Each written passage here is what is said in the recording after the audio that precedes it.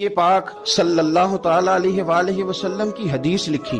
کیا لکھتی ہیں حضرت عائشہ صدیقہ؟ کہتی ہیں اے امیر معاویہ رضی اللہ تعالیٰ عنہ، میں نے خود نبی پاک صلی اللہ علیہ وسلم سے سنا ہے کہ اگر کوئی بندہ اللہ کو راضی کرنا شروع کر دے اور اللہ کو راضی کرتے کرتے کچھ بندے اگر اس سے ناراض بھی ہو جائیں، یہ حضور فرماتے ہیں اگر اللہ کو راضی کرتے کرتے کچھ بندے ناراض بھی ہو جائے نا، تو اللہ تعالیٰ اپنے اس بندے کو ان بندوں کی طرف سے پہنچنے والی تکلیف سے بچا لے گا.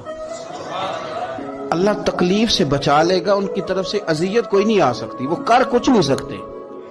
اور فرمایا اگر کسی نے بندوں کو راضی کرتے کرتے رب کو ناراض کر لیا، بچے راضی کرتے کرتے مہندی پہ اللہ کو ناراض کر لیتے، برادری راضی کرتے کرتے رب رسول کو ناراض کر لیا. فرمایا اگر کسی نے بندے راضی کرتے کرتے اللہ کو ناراض کر لیا، تو پھر اللہ اس بندے کو اس بندوں کے حوالے کر دے گا اور وہ اسے ذلیل اور رسوا کر دیں گے.